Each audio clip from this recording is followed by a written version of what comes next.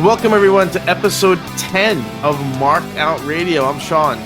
And I'm Dana. And we have a lot of fun things to talk about this week. So before we get started, we've had some really interesting responses, both to the interview with Ken and also this past week's episode about Fanatics Fest. If you have more information to share about either of those things, talking about selling of autographs from those who have passed away, and also talking about Fanatics Fest. We do want to hear more about Fanatics Fest from people. Please, we got a lot of engagement on the Facebook group. We got some comments on Instagram. We'd love to see some comments on YouTube and some emails that we can read on the air for next time. So definitely please comment about that. So that's it's actually funny. I don't know if funny is the right word, but we had a ton of social media engagement and interaction over the comments by Ken about selling autographs of those who have passed away, and our own Dana got into a little bit of an online fight last night. Was it last night or the day before about the death and selling of autographs about Sid Eudy, who played Sid Vicious in WCW and Psycho Sid in WWF/WWE. So in case you weren't aware, Sid died this week, and why don't you say what happened? Well, completely just apropos to the whole segment with Ken about when is it appropriate to sell autographs after someone passes away.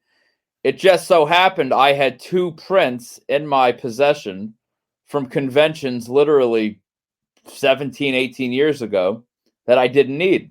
So I figured, keeping true to my opinion and my outspoken stance when Ken was on the show, why not sell it now? Why was I going to wait, 7 days, 6 full moons? None of that made any sense in my opinion. So I sold. And let me guess, and let me guess, you got no interest and no one wanted to buy them, right? Yeah. Nah, just kidding. They all sold in about 2 hours. And what's so funny is, they sold really fast. Yeah, they sold really fast. My price was actually cheaper than when Ken had him out for the virtual a few weeks prior. It was $60 per, which was extremely fair price. I was charging $55 with shipping. And when I was talking to you, Sean, about should I list them? How much should I list them for? You actually wanted me to list them higher, but I said, my belief, if you sold them in 2 hours, that means you listed them too low. Maybe so, but I sold them. But the $55, those two $55 sales really worked people into a frenzy.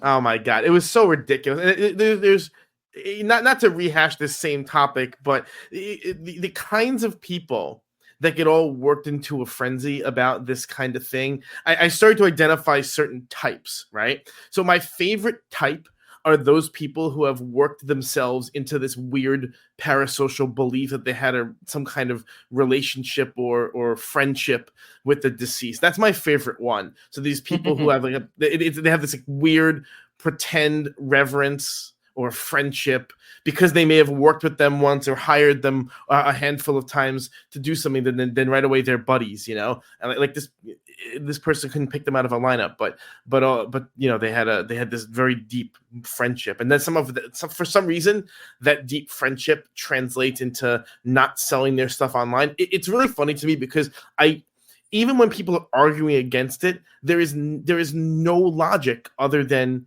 it's not respectful or allow people time to mourn, as if there's a connection between time to mourn and selling things that person did. Like I could imagine Sid's son being like, well, you're selling my dad's signatures today. That makes me sad, but you're selling my dad's signatures in 2 weeks. That's cool. It's like his son is going to be sad 10 years from now.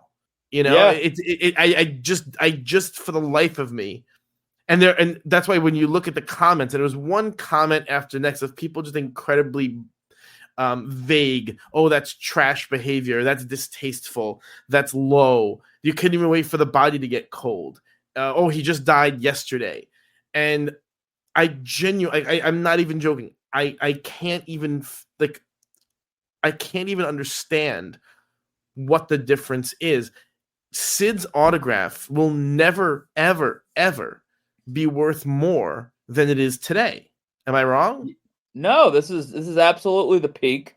The thing that a lot of people were saying, and there was one vendor I saw out there that wasn't happy with my decision to sell, and I don't begrudge anyone from having their opinion.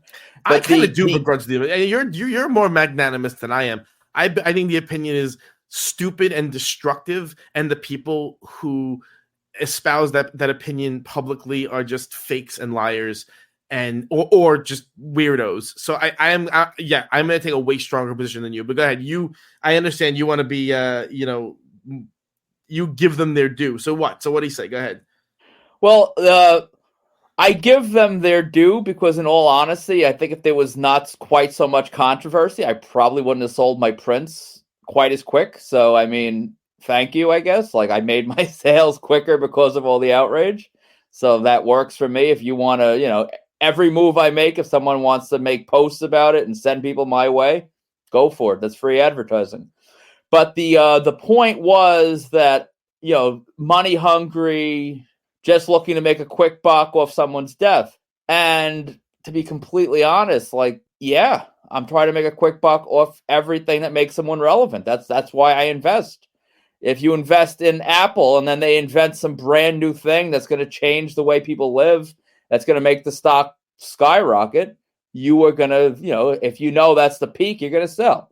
And likewise, if someone in the company does some horrific scandal and that stock's about to just plummet, I would imagine you would jump off the sinking ship. You're not going to just go down with it because you don't want to profit or, it doesn't make any sense to me. So I hear the criticism, but to me, it's just stating the obvious, what I should be doing. I'm trying to make money. So yeah, I was. I love that. And I did. You're doing it just for the money. And I think, but they touch on something really important, which are these people out there have businesses that are really not about making money at all. They're about pay. It's really, it's hard to say this without sounding super condescending and insulting, but these guys run businesses which aren't really businesses at all. They're just paying money so they can sit next to and rub elbows with guys they were fans of.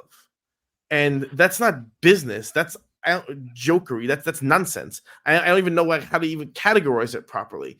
If your aim in your business is to not make a profit, what are you doing?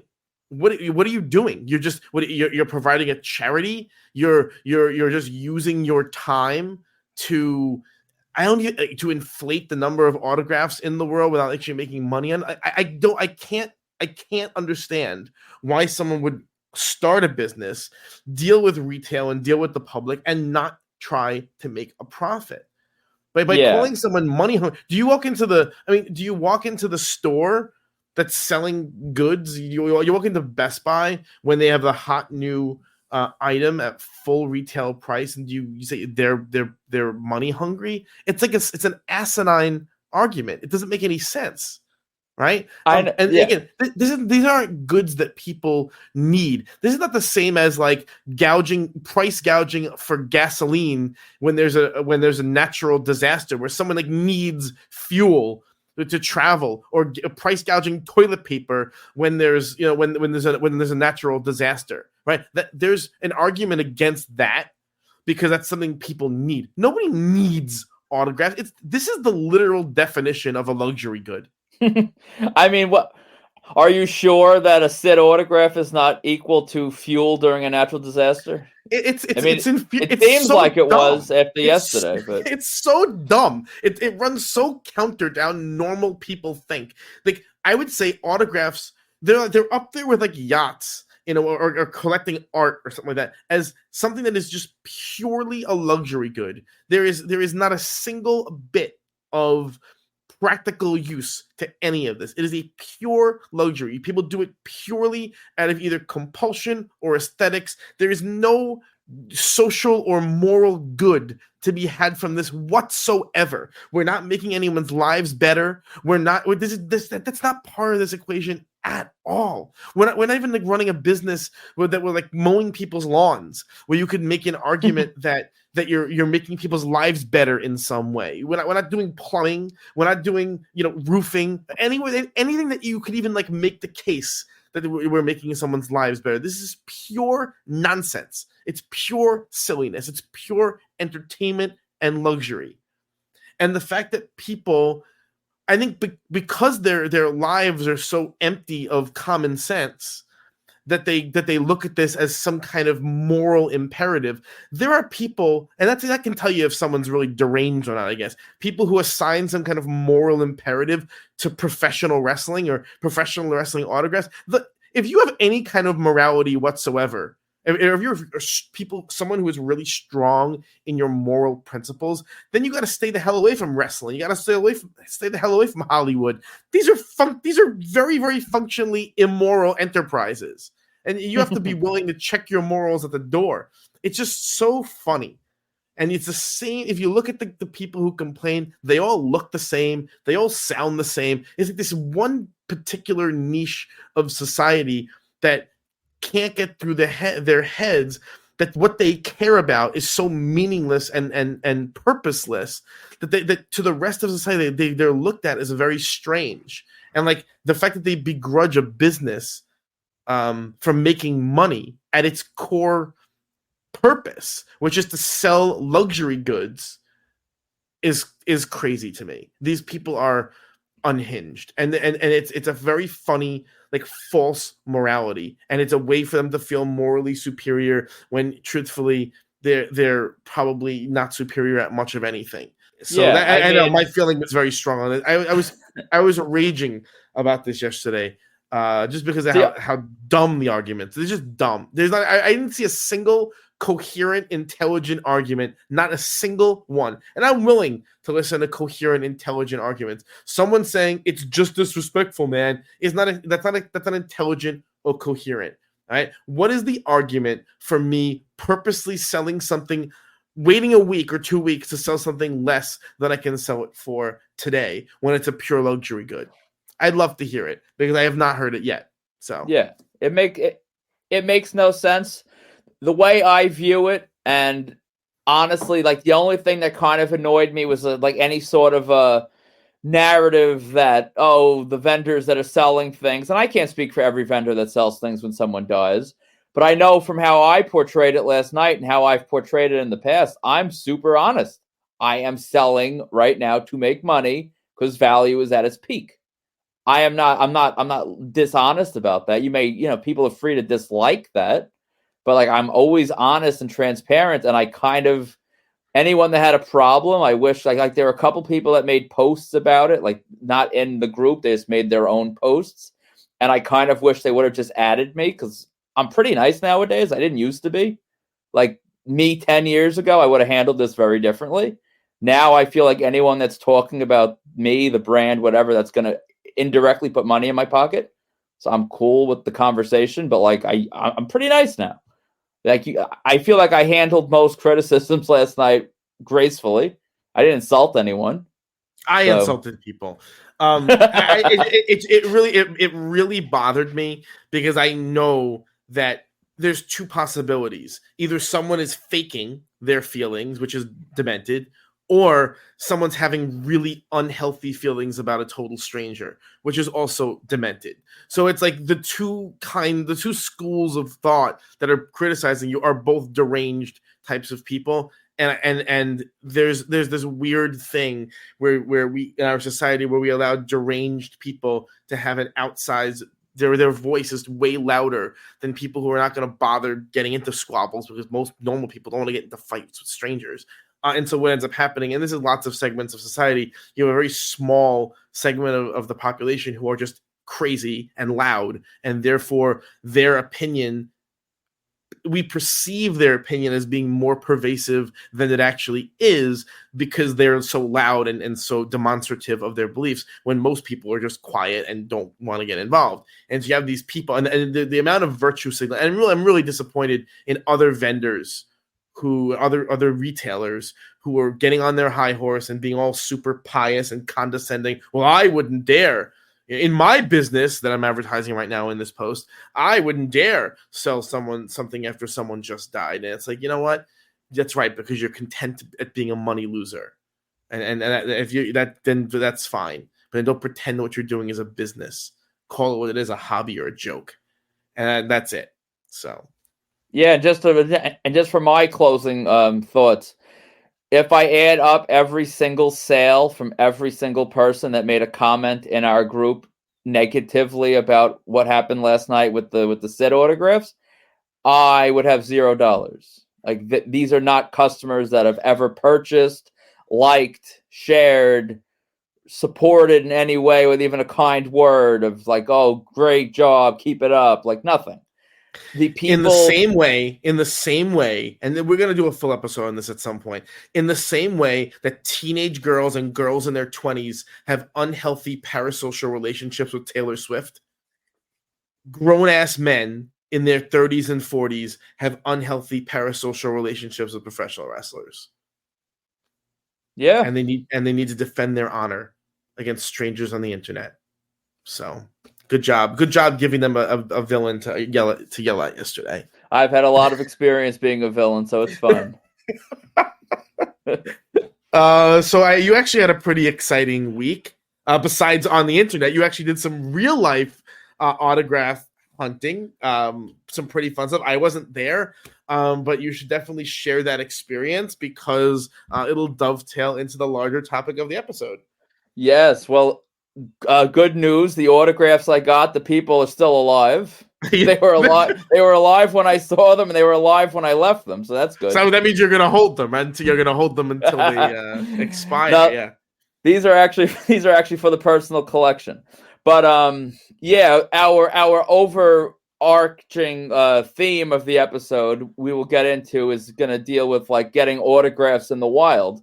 And that's something I used to do quite a bit, and I really haven't done it at all since COVID.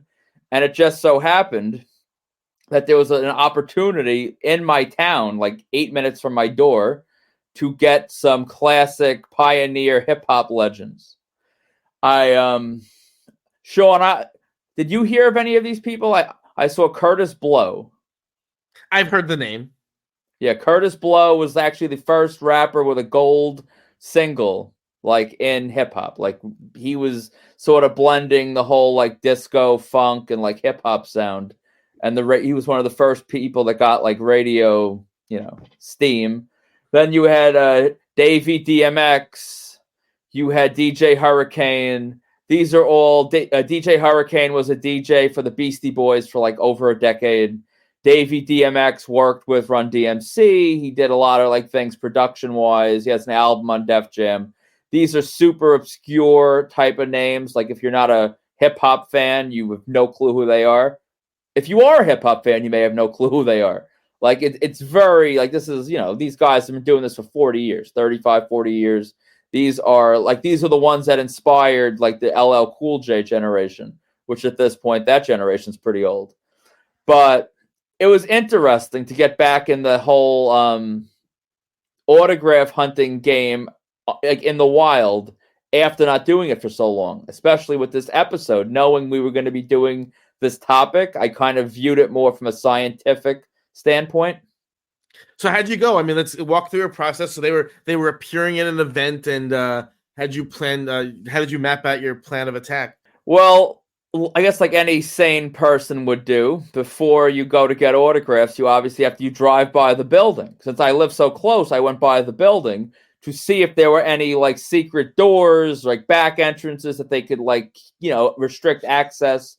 So I got a scope of the building. I saw that there was only pretty much one front door right in the parking lot. So there's really no way to, protect and hide or do anything like that. So they were going to be walking right in the front door. So I arrived there like 2-3 hours early, around 3 hours, I guess. And I got 3 hours before the event started. Yeah, 3 hours before the event started. And typically when I used to do this, and Sean, you will remember this, like we would go in the city and you would be standing there like a lunatic, just in whatever weather, you're hot, you're cold, whatever. With this, I hated it very much. Yeah. Yeah. With this, I had the luxury of being in my car for most of it. So I'm sitting in my car. I got a nice front row spot right in front of the building. So I'm sitting in the car and I'm waiting for these people to pull up. And like just saying it like that, like it sounds insane. I am well aware. I am sitting in a car waiting for strangers to pull up to then hop out of my car and approach them. Like it's not normal. I'm well aware. By the way, because I was thinking about this. These guys, I saw the pictures you posted, and I Googled them. These guys do not look how they looked when they were active. They're old men now. Did you look up like modern photos so you would recognize them when they came out of their car? Or how'd you figure that out? Yeah, well, luckily they're active on Instagram, so I had a couple screenshots in my camera roll of what they look like now, just so I could kind of, gauge and make sure I'm not approaching the wrong, like, middle-aged man, because that would be embarrassing. It's got to be the right middle-aged man. So the first guy pulled up in his car. He had, like, out-of-state plates and an Uber, like, sign in the window. So I'm like, oh, that can't be him. It looks like him, but it can't be him. He's probably not driving Uber right now, at this point in his life.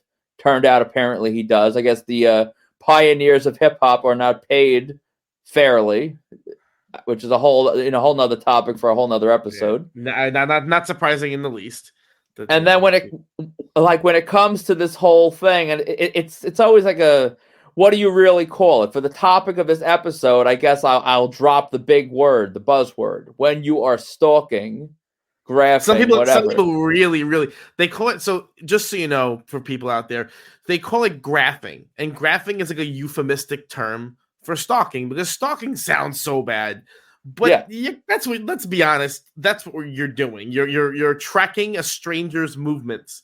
It's pretty much stalking. And Dana, you've come and I've come to just sort of embrace the term for what it is. It's when we use it almost lovingly. Yeah. And we'll get into it, as the episode goes on. There's like different levels of stalking. Like this, I feel like was not that bad on the scale of like, normal to just like deranged. I'm sort of, lukewarm, I guess. But like there's like a thing like some graphers, stalkers don't really have that level of like respect.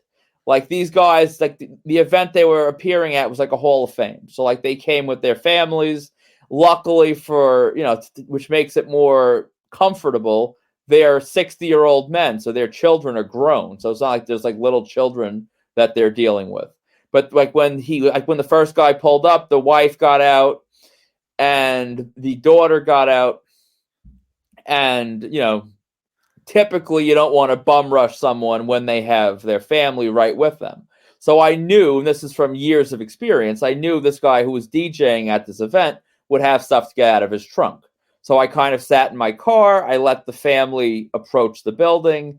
He was still at the car getting his stuff out. I approached him and him alone. He was the first guy, Davey DMX, was extremely, extremely happy. He actually thought he knew me somehow. He's like, he's like, I feel like I recognize you. Do you work in music studios? I told him I didn't. Maybe he was a marked out board member years ago. He might be. And he was very nice. He was happy to take the picture. The next guy came. Again, I gave the grace period for the family to sort of move on, which again, the family, which was like a 25-year-old daughter, a wife of his basic age range. This wasn't like running at toddlers, which is a thing sometimes that you have to sort of walk that line of how aggressive are you when someone's got their families with them. And the DJ Hurricane was very nice and happy to do it. And then the main event, which was Curtis Blow, as luck would have it, moments before he pulls up with his wife, a van of middle-aged men. These men were all like classic hip-hop era fans, you could just tell. And they were old and they were not comfortable with their technology. And they, of course, also see Curtis Blow. And they are running at him trying to get their selfies, and they're struggling with the selfies because they don't know how to use the phones. And finally, I got my hands on one of their phones, and I just took a group photo. And then I got my selfie. And then the wife, who was very nice, was saying that they were late, and they were late. He basically showed up right when the event was starting. He was inducting someone. But being a seasoned grapher, you can't take no for an answer. And I said, oh, Mr. Blow, I just have... Actually, I didn't call him Mr. Blow. I was going to say, Mr. Blow is rough. Yeah, that was my whole preparation. I was debating: do I call him Curtis? Do I call him Mr. Blow? Do I go by the government name? But then you go by the government name, it seems a little like smarky, even A though little like too inside, yeah. yeah. So I put the pen near him. I told him I just had one vinyl, which he spanked. He did a great job on it. I'm not selling it, even when he does, because I actually have a hip hop collection. So this is going to be right in my collection. You say that, but if they're going for $500-600, then I'll just... Listen, I did that with Kevin Conroy, but I don't have like a Batman the Animated collection, so that was worth it. But hip hop is different. But yeah, it was a nice experience. And it was kind of nice to view that because I wanted to have some insight for the episode, so I sort of viewed it more scientifically than I normally would. And yeah, it's kind of weird. You're sitting in a car, you're waiting for strangers. And then, like, of course, the car, when you open the door, it makes like this like beeping, like all cars do. And like one of the guys like actually like was like watching me come towards him. Like there was no like subtlety there. Like he was like waiting for me to approach him basically because he hears the beep, beep, beep. But it all worked out. They seemed to appreciate the respect and the love, and it was nice. That you recognize these old men. I mean, that's for them. It's not like they're getting hounded every day. No, the one's daughter was actually like recording me like with the father, because I guess that's probably not something like when these guys were like truly famous. It was a time where people didn't have phones, and probably in this like the kid's lifetime, they've never really seen their dad often like approached for photos and autographs and stuff. So it was all smiles, and none of the family or anyone seemed like uncomfortable by it. It was all just happy and just like appreciative. So we're definitely going to after the break, we're definitely going to talk about this topic and the idea of approaching celebrities in public and seeking them out, and you will use the dirty word stalking to talk about it right after these quick messages. So if you're shopping for autographs, please check out www.markedoutcollectibles.com. You can check out our eBay store at marked-out-collectibles or our sister eBay store at ny-collectibles. To contact us for any reason, please email markedoutcollectibles@gmail.com or join the Marked Out Collectibles official marketplace on Facebook. All right. So as has been the theme for more than one episode now, I was the topic for this episode came because I was doom scrolling on TikTok, which sometimes happens late at night, trying to fall asleep, and I came across a viral video by modern pop sensation Chappell Roan. And if you're on social media at all, you probably came across this video. It was all over the place. It was on Instagram. It was on TikTok. It was a big video. It's actually pretty funny because Dana didn't know who Chappell Roan was before this video. I still don't. I guess I'm more of a Curtis Blow kind of guy. So I'm going to play the audio from Chappell Roan's video. It got tremendous play. Lots of people weighed in on it. Lizzo weighed in on it in particular, and some other celebrities weighed in on it. And people stitched it and told stories about celebrities and stuff. So I'm gonna insert the Chappell Roan audio now, and then we will talk about it. I don't care that abuse and harassment, stalking, whatever, is a normal thing to do to people who are famous or a little famous, whatever. I don't care that it's normal. I don't care that this crazy type of behavior comes along with the job, the career field I've chosen. That does not make it okay. That doesn't make it normal. It doesn't mean I want it. It doesn't mean that I like it. I don't want whatever the you think you're supposed to be entitled to whenever you see a celebrity. I don't give a if you think it's selfish of me to say no for a photo or for your time or for a hug. That's not normal. That's weird. It's weird how people think that you know a person just because you see them online or you listen to the art they make. That's weird. I'm allowed to say no to creepy behavior, okay? The thing that jumped out at me just hearing it, like hearing it for the second time, the whole that her defending that she has a right to say no. I feel like the way I've done this for all the years I've done this type of graphing, stalking, I've never like begrudged anyone for saying no. Like there's some in this hobby that handle it differently, but typically I'll take a no and just move about my day because like I understand that that's obviously their right. And I think though it depends on the type of interaction, right? Because I imagine someone like Chappell Roan, who's a red hot pop star among teenage girls. A lot of them are screaming to hug her and touch her and photo selfies and endless selfies and stuff like that. That's a little bit different from like the professional autograph hunters who are just trying to get as many autographs they can to sell. They're the dealers and things, and I'm sure there's all kinds that runs the gamut of everything in between. But it is interesting because a lot of people in our community, in our autograph collecting community, they think that it comes with the territory that when you become famous and you choose a career like being an actor or a musician or a professional athlete or whatever, that you implicitly accept and approve of people following you around to take your picture, to record you, to ask you for autographs, and to ask you for photos and things like that, and developing parasocial relationships. That's the argument that people in our hobby make, that it's okay because you don't become one of those things unless you make a conscious choice to do so. What do you think about that argument? It's definitely a popular argument. I understand that whole the whole thought process of, well, you accepted this career, you're making all this money, you have all these opportunities that comes with your fame and your wealth, and if you just take a couple pictures, sign a couple autographs, that's a small price to pay. You owe the fans that much because they're the ones that make you rich. Personally, I kind of see both sides. I think there's a time and a place to be sort of generous towards your fans.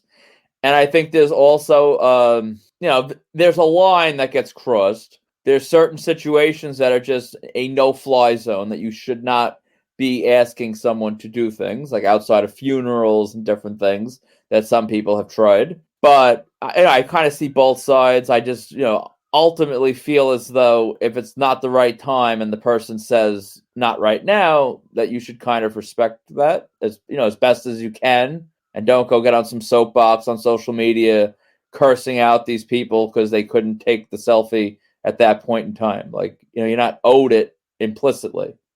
But I mean, it is implicit in her argument that I'm quoting her. She says it's weird for people to follow her around at all, implying that this is not something that she wants to do at all. I think a lot of it ties into the culture we're in nowadays, where everyone is just so sensitive and they want to be hyper aware of just any strain on their moods, and nothing should upset me. Famous people, I'm sure Sinatra was followed around hotels and different things to get cocktail napkins scribbled on. That's this is not, she's acting like it's some brand new plight that only she's affected by. This has been happening for generations. Michael Jackson handled it with grace, and he was, he had a tough life, all things considered. I think she's making a little woe is me when it's something that has been going on forever. To be fair to her, she did say, I know society thinks this is normal, but that doesn't mean it's okay. So I think she is acknowledging that this is something that's been normalized. I think her argument is that it shouldn't be, that it shouldn't be a thing where they're followed around endlessly, especially let's be honest. The story I just told, it seems to me and to other people that do this, it seems sort of okay. I was waiting in my car for 3 hours to see Curtis Blow. That doesn't sound that crazy. But if I was waiting in my car for 3 hours to see a kid I went to high school with, and I said, oh, look, there's Jerry, I finally see him, and I hop out of my car because he's not famous, it kind of so I understand where she's coming from in that regard, we do kind of, I think, make excuses for crazy behavior. Oh, well, they're famous. If they weren't famous, it'd be really weird, when it probably is just really weird across the board. So I do understand her point with that. Yeah, I mean, and what's interesting is there are so many, and we talked about this in the first episode about incentive structures and how there are so many incentive structures for people to behave the way they do. We were talking about last episode was the no, 2 episodes ago was the Russell Crowe event, right? And Russell Crowe, he signed one item per person who paid for a VIP at the venue. He signed 0 items for dealers at the venue, but he signed a bunch of items for dealers at the hotel that he stayed at. So Yeah. I wonder, someone like him, does he understand or give any thought to the fact that he's incentivizing people to track him down at the hotel by signing there when he could have just signed at the venue and avoided it? Like, you gotta wonder what the thought process is, no? Well, let's be honest. If he signed at the venue, I'm pretty sure those same people would have just pulled out extra things that they would have had either on them or in their vehicle or somewhere, and they would have been at the hotel anyway. I think to a certain point, you're not going to ever satisfy the insatiable, which is the vendors that go after A-list actors. Like, this is big money stuff. Every time they move that pen, it's a couple $100. I mean, you can make a nice little week salary in one night if you're able to get enough done. So I understand that, but I don't really know if he could have not incentivized that. Well, I don't want to go too in the weeds on this, but I remember stories, because there are certain A-listers whose autographs aren't really worth anything. And Matt the reason Damon. why Matt Damon is the example that I was going to use, right? Matt Damon's autograph is not really worth anything because Matt Damon's philosophy is, I will sign as much as you have until you leave. And Matt Damon, so the supply of Matt Damon's autograph is so high that there's no demand for it. The graphers, the professionals, the dealers don't chase Matt Damon because they won't get anything on the secondary market for it. It's not worth their time. So there is an interesting economic incentive here in that people who make it difficult to get their autographs just mean that they will get pursued harder. And I know it almost sounds like violate, like it's like dirty almost to say, because if you won't give it up, then you're just going to get stalked harder. But that's objectively true, and Matt Damon has proved it. That's he's talked about this in the media, that he wants to be known as, I believe he gave an interview a few years ago, he wants to be known as the best signer. Yeah. Because I think his feeling is you thin the rails from the dealers, and it gives more space for the actual fan that wants like their favorite movie signed, or they want to just get a selfie with an actor that they respect, and that's the thought process. And it is true in the sense that Matt Damon doesn't really have stalking problems. He doesn't have them. He doesn't get stalked. I mean, he draws he's always going to draw people, but I mean, it's not to the level of like his fame. Like, he is without question an A-lister. Sean and I will have these debates on car rides 3 times a year. What do you consider an A-lister?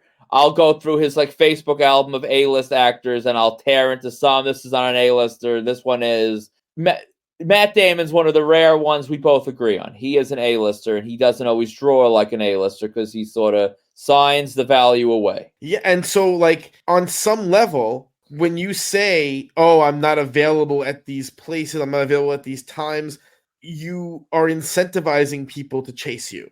And I know it sounds counterintuitive, and maybe what Chappell Roan her point is, it's wrong. But people do not necessarily respond in these situations to moral or ethical incentives. They respond to, market forces. Even if people don't do it intentionally, it's not like people go around going, "I'm responding to market forces. I'm only economic." That's not how their brain works. It's just when someone has an incentive in front of them, they'll behave in a particular way. Yeah. And that's what's happening. And so you have gone on a lot more stalking expeditions than I have. I only did a handful. I used to do it 5 days a week for about 2 years. I went to college in Manhattan, so I would just take the train in a little early. I'd hit some morning shows in different spots. Sometimes I'd skip my morning class if the spot was good enough and I was still waiting on someone.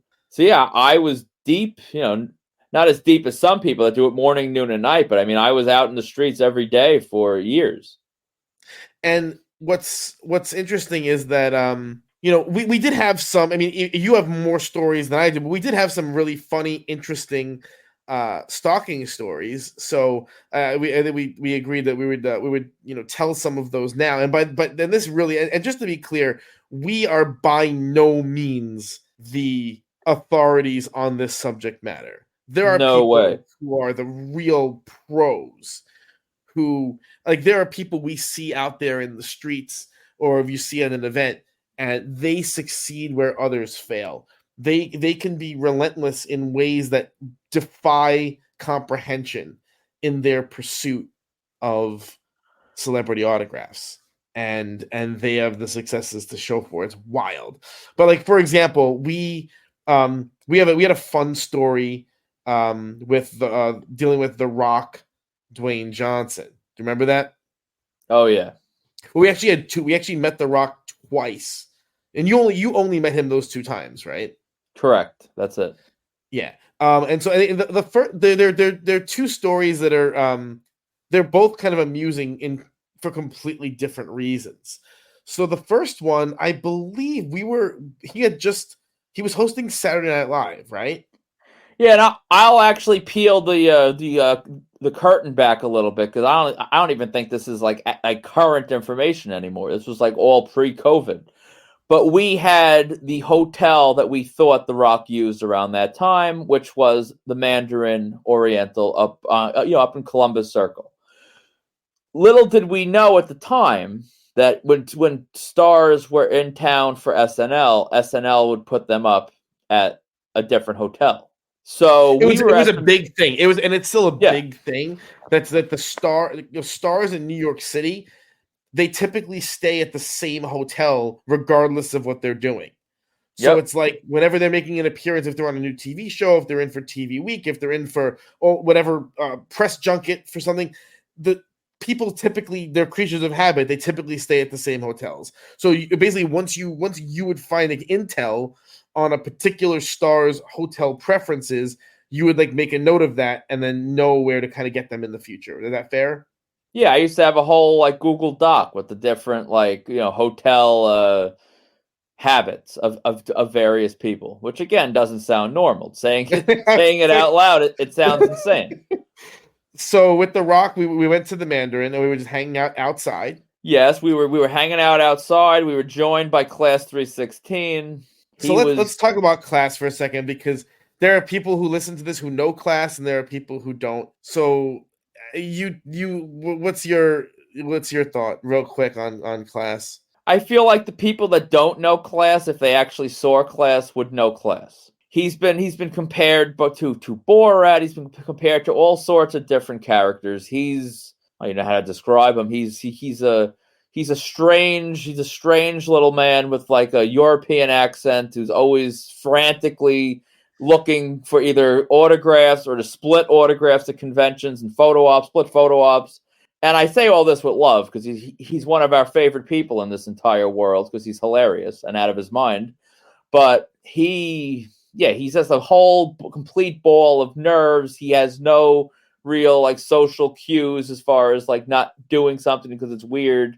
He's just his own animal.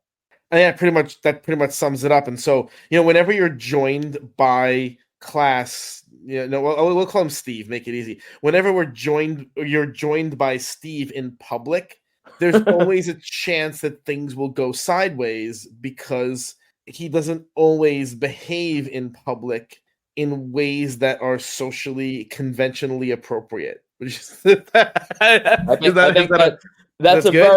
That's a very scientific way of saying he's out of his mind, but I agree. So we're joined. It's me, it's you, it's Lanza, right? Yeah, and Steve, and the 4 of us get there pretty early in the morning. Yeah, because we knew enough to know that, that SNL is a whole day thing. They got to get to the studio early enough to start, walkthroughs and rehearsals and whatever else. And and we look like an absolute bundle of freaks. Yeah. I mean, we have items for him to try and get him to try and sign. I had a belt, like some kind of wrestling belt with me, if I'm not mistaken. It was a completely unhinged assembly of young men. What do you remember what year this was? 2008, I believe. So many moons ago. I was still in my 20s, for crying out loud. Jeez, yeah. I know, it's wild. And we were out there. We're waiting a couple hours, and I can't even imagine what we looked like in public. And we looked bad because Steve starts looking. He kept looking in every car window that would pull up. Yeah. So that was I was going to explain why that happened. So, all right. Something, if you're ever in the stalking business, I recommend not doing it. But if you're ever in the business, celebrities typically come to a venue when the venue sends for a celebrity and brings them to the venue. They always use the same kind of car service, black SUV with tinted windows. And so basically, if you're waiting for a celebrity to pull up to or get picked up from a venue, you basically keep your eyes peeled for a black SUV with tinted windows, because that's what they always get picked up in. It's a good way of getting it. You get a sense of when someone's about to come out, basically. And so every single black SUV with tinted windows that slowed down or stopped at a light in front of this hotel, Steve would run up to the car, press his face up to the window, and would try to look inside. And saying this now, because the first couple times I'm like, Steve, we're gonna get arrested, okay? Because people are gonna start screaming at you because it's completely unhinged behavior. But that's what he was doing, and it's very funny to talk about now. It was not as funny to live in the moment. I think at one point he also had to shit, so he was pacing frantically up and down the sidewalk, and we kept telling him to stop pacing, and he said with his accent, "If I do not pace, I will shit myself." And he just kept the pacing going. I believe he actually did go. Finally, he had to leave us and did go to the bathroom, and we were it was a whole thing. We were gonna tease him that The Rock came while he was gone, just to antagonize him, because sometimes some people you just have to antagonize, Oh yeah. But yeah. So The Rock, we're waiting outside the hotel. We see nothing for hours and hours and hours, and it was a summer day. Right? It was pretty warm outside. Yeah. And so I actually don't even remember exactly how did we end up getting him? Well, we got him because we looked so conspicuous. We looked so just deranged and psychotic. We were outside this hotel, which happened to be next door to a gym, the Equinox. It's basically next door. And a guy who happened to leave the gym and was walking, I guess, somewhere back to his apartment, saw, this group of lunatics on the sidewalk with Rock memorabilia, and said, "Hey, are you guys waiting for The Rock?" We said yes, and he said, "Oh, well, I was just working out with him in the gym." And we then took our first instinct was that he was lying, though, because that's... I mean, it would have been funny to mess with us. But then there was, as you said, the trademark black SUV parked in front of the gym. So, I mean, it seemed more promising than anything we had cooking next door. So we took all our stuff. We moseyed on down. And sure enough, he came out, Rock suited. He had the tank top on. Brahma Bull tattoo was out. He was doing all, he was in all his Dwayne glory. And, he took photos. He was running late, much like Curtis Blow. And we kind of, Lanza, you and myself, we sort of just tapped out, happy we had our photo ops. But of course, Steve went running into the car window with a magazine, and he got the autograph. And I guess, and it's a great example of the difference between someone like Steve and someone like us. Yes. Whereas when Rock basically said, "Oh, I'm not going to sign because I'm running late," we did not persist. We just said we were happy. We were like basking in the glow of our success. Yeah, I appreciated him taking the time to do it, and I thought that was, I didn't want to ask more of him. But And Steve and there are certain guys like that. I'm not even. This is not meant as a criticism at all. It's sort of I'm in awe of their ability to do this. But Steve was undeterred, and he did get the autograph where we didn't.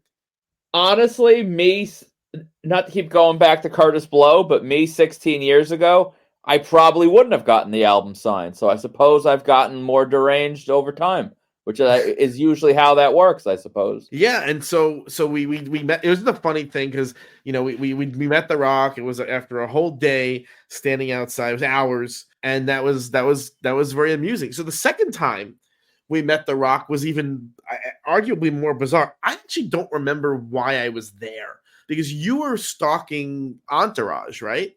I was stalking Entourage. You had no interest in Entourage. Not even a little bit. Why was I there? I was there for somebody.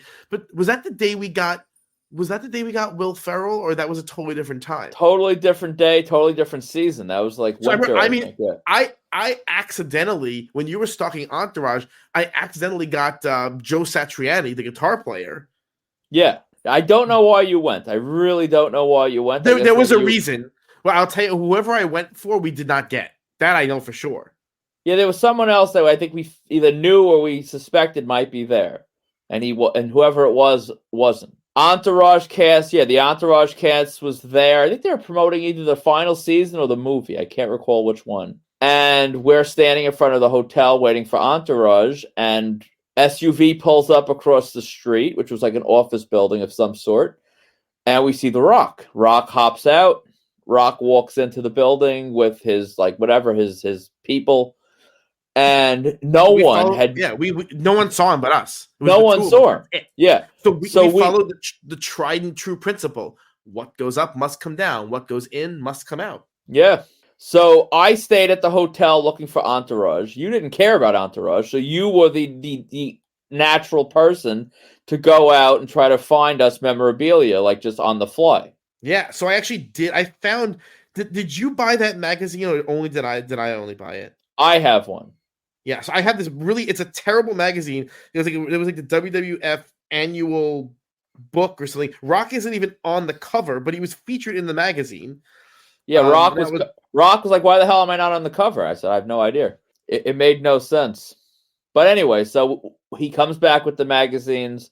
At this point, I'd gotten a lot of the Entourage people. So then at a certain point, I think we saw the car pull up.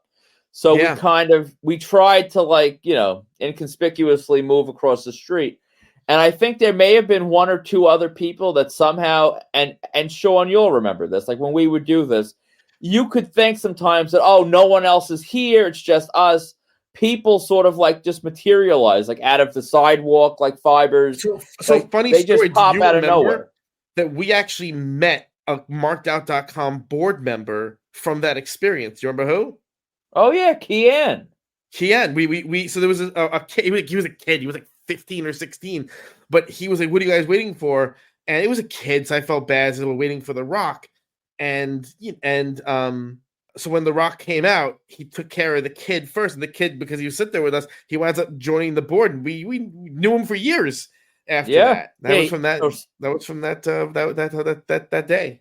Yeah, so Rock came out, he signed, which was funny because this was during the feud with Cena. So he signed right over Cena's face on the magazine cover, which I mean honestly is the best place to sign if you're not featured on it yourself. So that was pretty cool. And he signed two things for me because I had the magazine and I also had the Star Trek poster. I know what it was. I brought the Star Trek poster into the city because one of the people we were going for at the hotel was Whoopi Goldberg, because you had her and I didn't. And I brought the Star Trek poster, and we never saw Whoopi Goldberg, but by dumb luck, Rock was in an episode of Star Trek Voyager, and so I got Rock to sign the Star Trek poster. I have no recollection of Whoopi Goldberg. She lives in New York. Why the hell would she have been at the hotel?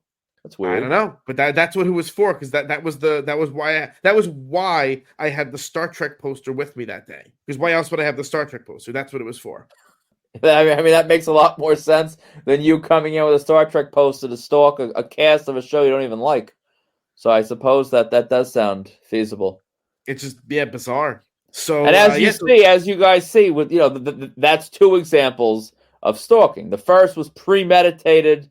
We thought we had the information, and we were at our creepiest, waiting and exploiting all this knowledge we thought we had, which was completely wrong, and we just got lucky. Second time was simply luck. Now, maybe Rock thought we were just as creepy the second time as the first time, but I mean, it was a little different. It was just completely by just chance. Yeah, I mean, the second time was really crazy because we both did a double take. Because I mean, we really saw him out of the corner of our eye across the street. We had no inkling he was going to be in town whatsoever. It was just not one. We had no idea what was going to happen, which in some ways made it cooler. Yeah. But yeah, and so in that case, the first time we were stalking him, we found him success. The second time, we really had no idea he was going to be there. Also, bigger success, even. And then what other? We also did some stalking. I mean, we did some movie sets. I know in the first episode we talked about the Harrison Ford movie set stalking thing. We did some WWE hotel stalking. Did you ever do airports, or you only did hotels? I did airports one time. A friend of mine this was like before Undertaker did signings and conventions.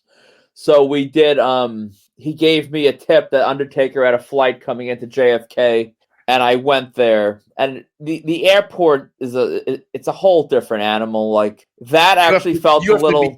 You have to be ruthless at the airport. It's it's uncomfortable. Agreed. I didn't love the experience. Granted, the Undertaker was in his... The reason I went for the Undertaker was I think like whatever flight he had boarded that was flying into New York, I think he actually took care of people. He was in a pretty good and took care of people. And this thing means that he signed, he took pictures. He seemed actually pretty approachable by Undertaker standards. So I figured, what the hell, it's worth the drive. And he was not in a great mood. Luckily, I say luckily as if it's normal. I think if my memory is not failing me, this was the time where I kind of just threw the camera into video mode and did the best I could, while the Undertaker was basically telling us all to go, straight to hell. But I got him looking at the camera. It was valid until I got a better one. I didn't even know you got Undertaker. I did. I got that like forced selfie. And I also stepped on his foot, and I felt kind of bad about that. I think he actually yelled out in pain. I mean, it is what it is. I guess it happens. Yeah, I mean, and to be fair, at that time, if you wanted to get the Undertaker, the only place you could get him was the airport. Basically, he would never stop anywhere else. Yeah, that was my logic. Like, am I willing to do that to get the Undertaker? And I did. Didn't get a great shot, and then I ended up getting John Singleton, the director from Boys in the Hood, and just, the late great director. So that was a nice little random thing. His driver was in the terminal, like holding his name on a sign. And I was there with Greg, Greg 2600 from the board. And Greg and I are like, could that be the same one? And we waited around, and sure enough, it was. He was happy to see us. He didn't care. Undertaker, not so much. It's such an interesting thing because I do, on some level, sympathize with Chappell Roan, getting back to this whole idea that someone should have a private life. But I also I am, and maybe this is the lunatic in me, but I do kind of understand where the graphers are coming from, because someone has to be in like serious denial to not understand that this behavior comes with the territory. And I think that one of the arguments is, even if you want to become famous, that people who are not famous really don't understand what that looks like until you do become famous. That it's at a level that you really can't understand unless you do it. And I guess there are certain things in life that you really can't understand until you experience them. People say like parenthood is one of those things that you really can't understand until you experience it. And I think the argument is that fame is one of those things. And so, and celebrities kind of treat that or deal with that fame in certain ways. So you have like the Chappell Roans who have like a little bit of a meltdown and start telling their fans no. You have people like, like the Lady Gaga types who will, kind of thrive on it and embrace it. And, or the Matt Damon types who, go out of their way to satiate public demand so that they kind of put it into it. I mean, you have like, we can talk about like a Daniel Radcliffe type who really goes out of his way to meet as many fans in public, no matter how many there are, and just kind of rolls with it and deals with it. Yeah. There are, and it's just a very interesting thing that individual celebrities have very, very different mechanisms for handling the fame. There are some people who are really just not good at it. I remember there was actually a viral video years ago before social media and I remember this vividly because it caused some controversy in the news. And I don't know if you remember the story, and this was not something we planned to talk about, but it's resonating with me a little bit. When Justin Bieber was young, 19 or 20, so he was already famous, but he wasn't like at the level he is now. He wasn't a real adult. There was a video that it wasn't taken by fans; it was taken by paparazzi, and it was Justin Bieber. He was at a hotel. He was on an upper floor, maybe say 7 or 8 floors up. So he wasn't like super high in the air. Say 7 or 8 floors up, and he was out on the balcony of his hotel, and there were young girls down on the ground who were, there kind of cheering and shouting and trying to get him to acknowledge them. Do you remember this story? Not really. And so the reason why it was a kind of a moment in pop culture history, because he started to lean over the bar. He was on like a fire escape kind of thing on a balcony, and he leaned over the balcony and he started to spit down. Yeah, I remember. Right, he started to rain his spit down onto the girls below, and I imagine they loved it. They were, whatever. It was a whole weird thing. And I remember thinking, and at the time it was like, oh, he's so gross. How could he do this? He's being so disrespectful. But there is this weird relationship. There's a weird thing between fans and celebrities. And I touched on it, a couple episodes ago. And, and this is going to be kind of a running theme that, celebrities have a different status in our society. They just do. And, of course, the way people become celebrities today is very strange. But, he was raining his spit down on these girls who were like bathing in it. It was insane from a modern perspective. But you can see how, and Justin Bieber is kind of a case study in this, how being a celebrity and being famous, it is psychologically damaging. In some ways, and then some people are better than others at managing fame and managing the tremendous pressures that come with it. So it's so interesting to look at like this Chappell Roan thing or Lizzo, where people feel comfortable saying these things to you in public or taking video of you all the time, all day long. I understand why there's an opposition to it. I don't know if there's a solution. There's no solution to this. I mean, there's none. Yeah, I mean, if you're famous, I think if anything, it's only going to get worse because we have. Like in the old days, if you got Frank Sinatra to scribble on your like bar napkin, I mean, you would tell that story perhaps to friends and family, but there was not really like instant gratification like now. Like you get a selfie with so and so, you put it on your Instagram, you get all these likes, you get all this praise, you feel like people are envious of you, whatever types of crazy emotions and expectations people have from posting this stuff. And it's only going to get worse. This is only going to just help these, the people that want to reach some level of celebrity themselves or just notoriety in any way, shape, or form. If you can get a piece of this famous person, that's going to only help you. And so, I mean, I guess there's multiple incentives, right? Because on some level, look, you're never going to stop the dealers from pursuing celebrities. You're just not. right? Because that's their livelihood. They're making money that way. Yeah. The autographs are worth money. The dealers are in the business of making money. When you stalk people, what are you paying for the autographs? Nothing. You're paying nothing.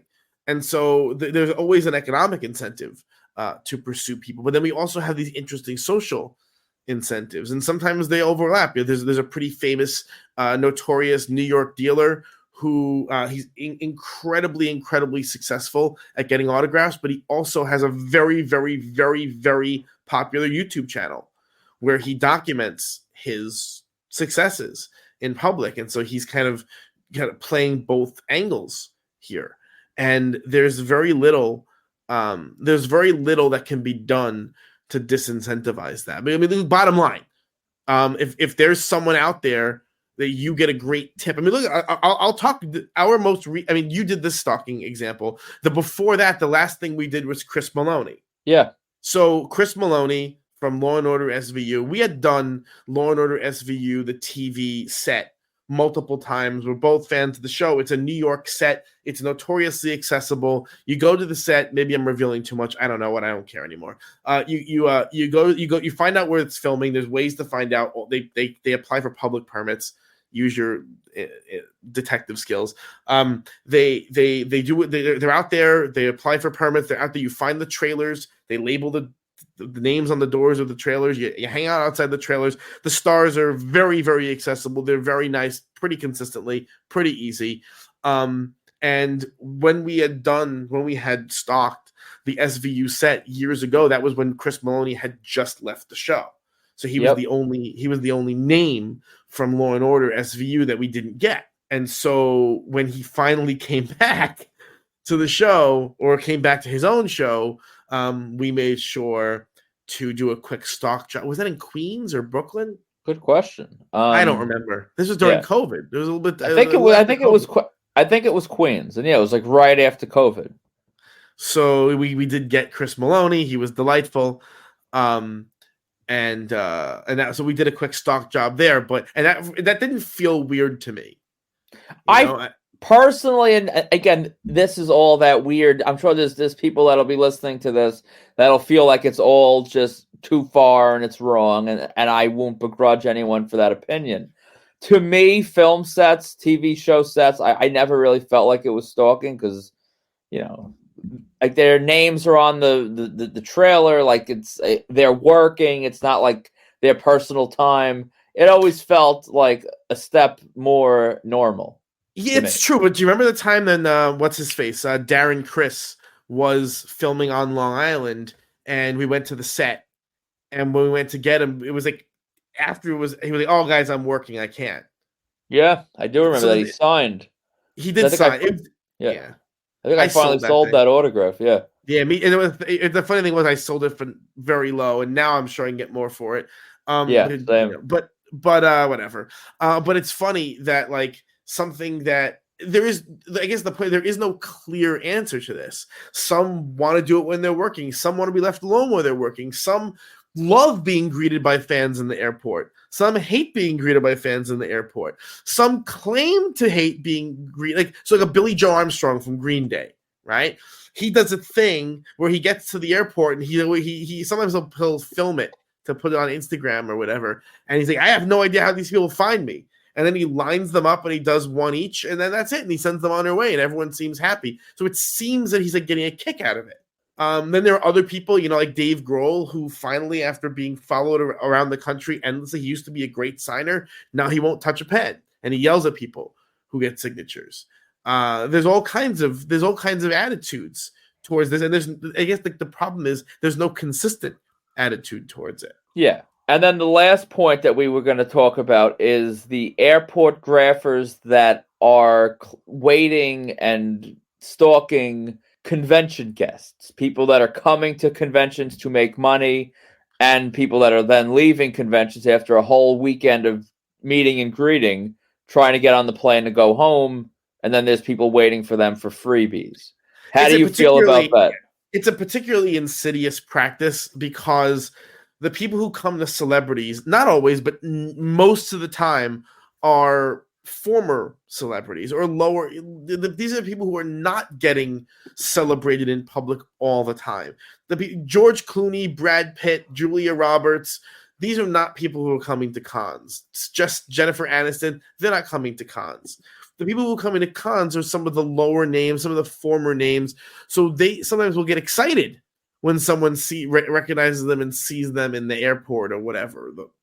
So you have people who wait in the airport for these con guests because they don't want to pay for them. It's interesting because as someone who has hired con guests to come into cons and try and make money, it's infuriating to me because those are all dollars that are not in my pocket, right? Because they got them for free, and they got them for free boarding a flight or getting off a flight that I paid for. Yeah. Right. So it's doubly infuriating.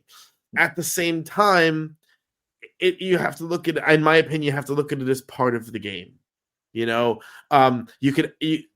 the celebrity can be asked, please don't sign at the airport. Please don't. But honestly, for a lot of these celebrities or former celebrities, it's easier to do it than to say no and risk an argument. Yeah. Or to risk saying no and going viral on social media. A lot of times they're just incentivized to do it, and so they do it. And so I get it. I mean, it's interesting because like with wrestling in particular, that's a whole other ecosystem. So there are dealers out there, and we've talked about this privately, and it's kind of interesting. There are dealers out there whose entire inventory, they sell things from wrestlers because wrestlers historically have been really, really easy in public. So they'll follow the wrestlers from hotel to venue to airport, and they'll get as 10, 15, 20 things per person, and that's what their inventory comes from, and they just sell it, and they make a living from that. Yeah, and here I am climbing on a soapbox that you could argue that I paid for with Sid autographs after he died. So, I mean, there's probably people out there that will be rolling their eyes. But me personally, I'm not a huge fan of the quote-unquote vendor who has inventory that they get from these people's generosity on their free time. If you're not, like, compensating... like, wrestlers are accessible. The retired ones you can get at conventions. The active ones, Liv Morgans, Rhea Ripley's of the world. If you're in this game as a vendor, if you are a vendor, like for real, there's private signings that a lot of vendors go in on. There's ways to get inventory that you're compensating the talent. I personally don't view vendors who are not paying for their inventory in wrestling to truly be vendors. I think that they're just airport stalkers with an eBay account. But that's just me. Yeah, I mean, I don't know. This is where I think we differ a little bit because, if you're going to hustle and you're going to get inventory, I don't care how you get it. As long as you're not faking it. If you're going to hustle and get the inventory and you're going to sell it and they're going to sign for you, that's whatever. It's on the talent, I think, to say no and to accept public bookings. And, it used to be pretty common practice. And I don't know if it is as much anymore. Probably a little bit, but it used to be so WWE, just to go a little bit inside baseball here, WWE used to prohibit their talent from taking bookings for autograph signings. They were not allowed to do it. And so what would happen is some of the vendors would go to the hotel, they would approach the talent and they would say, "Hey, I'll give you $1,000 or $2,000 or whatever if I can, if you can give me 50 or 100 real quick, and it'll take you 20 minutes." And a lot of the stars who are big stars now, your Randy Ortons, that at that level of talent, when they were younger, years ago, 15 years ago, they would do that all the time. That was a common thing for people like Edge and Randy Orton. Who are the other ones who would always do it? I'm trying to think. Not CM Punk. He would never do it. No. But Edge and Randy Orton, the Hardy Boys, people like that. Hardy Boys, yeah. That like level.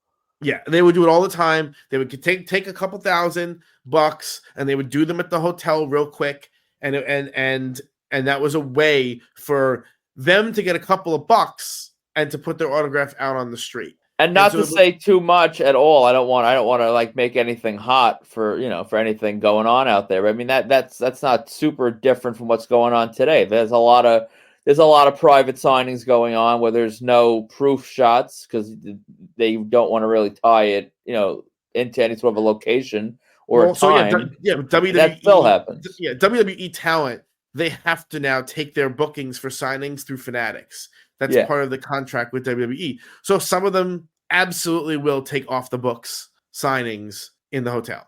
I don't think it's as common as it was years ago, and I don't think all of them are doing it. Like it used to be, everyone was doing it, but some of them are still doing it now. You won't get the proof that you used to get from it. So that's an interesting tidbit, and there is a certain, I get now, after hiring guests and working with people, it does feel a little bit scummy to try and get freebies out of talent who aren't making a ton of money. But if I'm going to be totally honest, WWE contracted talent, even the lower card people, they're making money.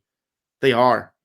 They have real salaries. It's not, years ago when Rey Mysterio was making $50,000, that was his initial salary in WWE. Then you understand why you feel bad. You think the guy should make money on signings. Their low end talent is making real money these days. Yeah. So honestly, your opinion of if you're hustling and it's their authentic autographs, get your money is probably right. I'm probably honestly being hypocritical I guess not hypocritical because I had no problem with the criticism I received. So here I am criticizing someone else. But yeah, I just, as someone who I feel, there's a certain way you should do things. If you're making money from talent, they should make money from you. It's just sort of like the circle of life. So I don't really like seeing those steps skipped. But on the flip side, when you have the graphers that are chasing the A-listers, and I get humans are humans, it doesn't matter. But you're not doing a signing with Russell Crowe. You're not doing a signing with Ryan Reynolds. So if you are a vendor, you're a dealer, and you're out in the streets every day and you're getting these A-list people, I sort of view that differently because these people aren't charging. There's no other way. You have to sort of create your own opportunity. You say that, but there are a lot of A-listers doing privates now. That is true. I mean, Russell Crowe, he hasn't done one yet. He's too busy making music. Oh boy. So definitely, we want to hear what you think about stalking celebrities in public to try and get photos and get autographs. Do you have an obligation to leave them alone? Do they deserve privacy, or do you have to accept some degree of public interaction when you become a famous person and you enter an industry that's going to bring you fame? So we're going to ask that if you enjoyed this show, please subscribe on YouTube, on Spotify, on Apple Podcast. All the links are in the show notes. Please, if you're on YouTube, give us a like on all the episodes, or leave some comments. If on Spotify or on Apple Podcast, leave a rating, leave a review on Apple Podcast. We want to try and get this show out to as many people as we can, and the more people giving us engagement, then the more times the show will appear in the search engine. So if you like what you hear, please leave us a review, please leave comments, please engage on social media.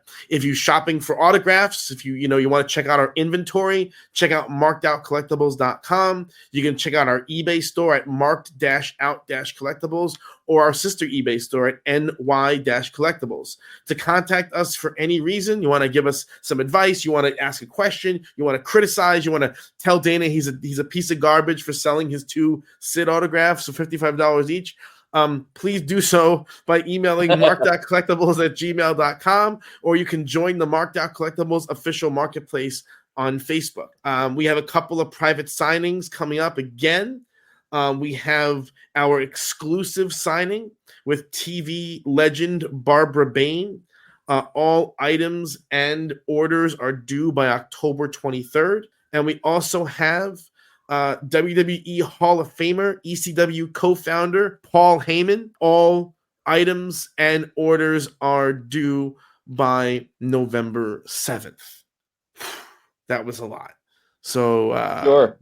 Yeah. So I am another I think impassioned, interesting conversation. We'll see what the comments. If you have an idea for an episode, shoot us an email. Leave a note in the comments. If your name was mentioned on the episode and you want to fight about it, also shoot an email, leave a message in the comments. So with that, We will hopefully see you next week. So for Marked Out Collectibles, markedout.com, I am Sean. I am Dana. And we'll see you next week.